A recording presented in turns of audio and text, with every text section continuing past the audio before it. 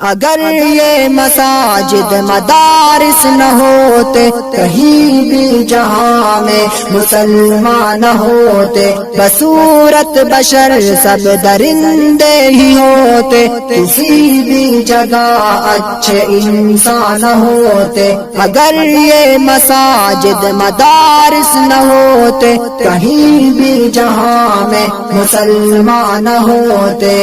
بسم اللہ الرحمن الرحیم، الحمد للہ وکفا وسلام علی عبادہ الذین اصطفى، اما بعد فاعوذ باللہ من الشیطان الرجیم، بسم اللہ الرحمن الرحیم، ان اللہ لا یغیر ما بقوم حتی یغیروا ما بانفسهم واذا اراد اللہ بقوم سوءا فلا مرد له وما لهم من دونه من وال۔ وعن علی رضی اللہ تعالی عنہ قال قال رسول اللہ صلی اللہ علیہ وسلم یوشک ان یأتی علی الناس زمان لا یبقى من الاسلام الا اسمه ولا يبقى من القرآن الا اسمه مساجدهم عامرة وهي خراب من الهدى۔ اللہ تبارک تعالیٰ قرآن شریف کے اندر ارشاد فرماتے ہیں کہ اللہ کسی قوم کی حالت کو اس وقت تک نہیں بدلتے جب تک کہ وہ قوم اپنی حالت کو خود بدلنے کی فکر نہ کرے۔ جب اللہ تعالیٰ کسی پر آفت نازل کرنا چاہتے ہیں تو وہ واپس نہیں لوٹتی، اور اس وقت اللہ کے سوا ان کا کوئی مددگار نہیں ہوتا۔ اللہ تعالیٰ کی نگہبانی اور مہربانیاں جو اللہ کی طرف سے ہمیشہ بندوں پر ہوتی رہتی ہیں، کوئی قوم محروم نہیں رہتی جب تک کہ وہ قوم اپنی روش کو اللہ کے ساتھ سے بدل نہ لے۔ جب وہ قوم اپنی روش کو اللہ کے ساتھ سے بدل لیتی ہے تو اس کے اوپر آفات، مصیبت، بلائیں نازل ہوتی رہتی ہیں۔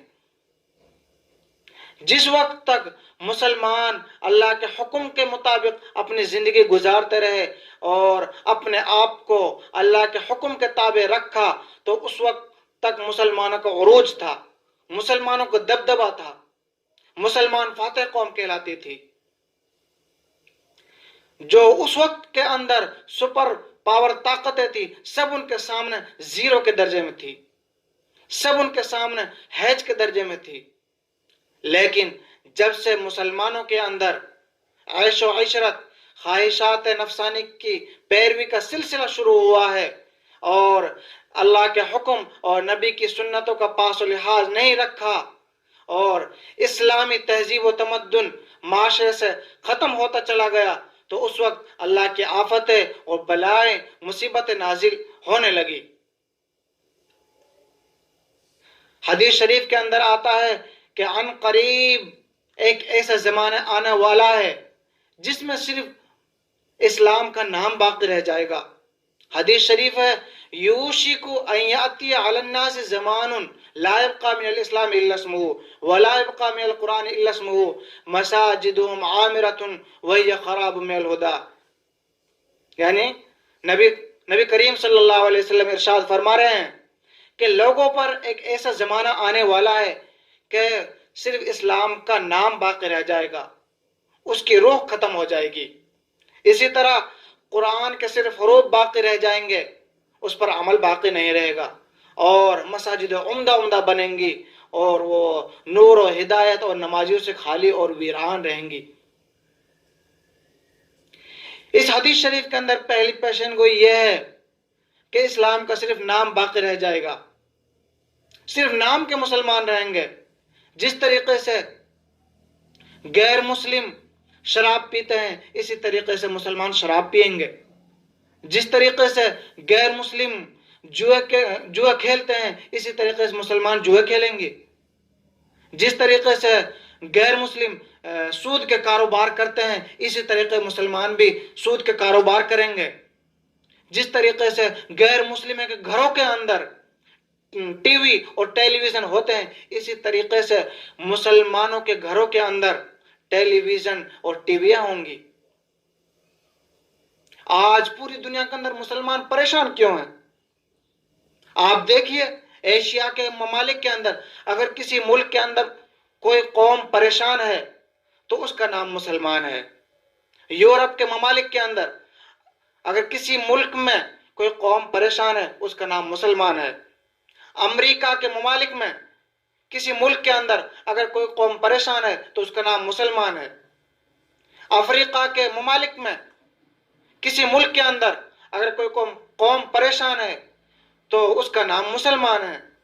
حتیٰ کہ اندلس اور فلسطین، اگر ان کے اندر کسی قوم پر مظالم کیے جا رہے ہیں، ان کو ستایا جا رہا ہے، ان کے اوپر ظلم و ستم کے پہاڑ توڑے جا رہے ہیں، تو اس کا نام مسلمان ہے۔ آخر کیوں؟ کیا وجہ ہے؟ کیا ہم نے اپنی ذمہ داریوں کے بارے میں سوچا ہے؟ کیا کبھی اپنی کمزوریوں اور خدا تعالیٰ کے حکم کے خلاف ورزی کے بارے میں سوچا ہے؟ اللہ تعالیٰ نے نماز کو مسلمانوں پر فرض کیا ہے، غیر مسلموں پر فرض نہیں۔ روزے کو مسلمانوں پر فرض کیا ہے، غیر مسلموں پر نہیں۔ حج کو مسلمانوں پر فرض کیا ہے، غیر مسلموں پر نہیں۔ اگر کوئی غیر مسلم نماز پڑھتا ہے تو اس کی نماز معتبر نہیں۔ کوئی غیر مسلم زکوٰۃ دیتا ہے تو اس کی زکوٰۃ ادا نہیں۔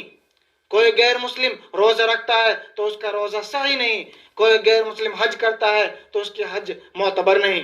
اس لیے کہ اسلامی قانون اور شریعت کا مکلف مسلمانوں کو بنایا ہے۔ جب مسلمان اللہ کے حکم کے خلاف ورزی کریں گے اور نبی کی سنتوں سے منہ موڑیں گے، نبی کے طریقے کو چھوڑیں گے، تو اس وقت اللہ تعالیٰ اپنی آفات اور بلائے مصیبتیں کیا دنیا میں نہیں بھیج سکتا؟ یہی وجہ، شاید یہی وجہ ہے آج ہم اپنی ذمہ داریوں کا احساس نہیں کر رہے ہیں۔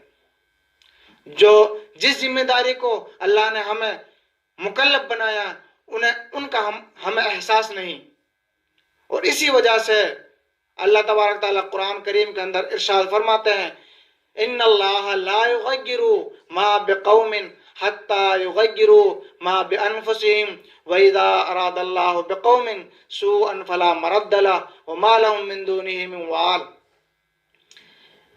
یعنی اللہ تعالیٰ کسی قوم کی حالت کو اس وقت تک نہیں بدلتا جب تک کہ وہ اپنے بدلنے کی خود فکر نہ کرے۔ جب ہم اپنے آپ کو خود بدلیں گے نہیں تو اللہ کیسے بدلے گا؟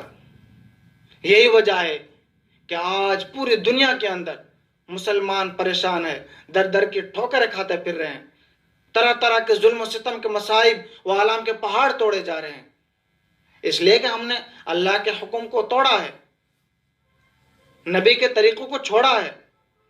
یہی وجہ ہے۔ اللہ تعالی ہم سب کو معاف فرمائے، اللہ تعالی ہمیں اپنے اعمال درست کرنے کی توفیق عطا فرمائے۔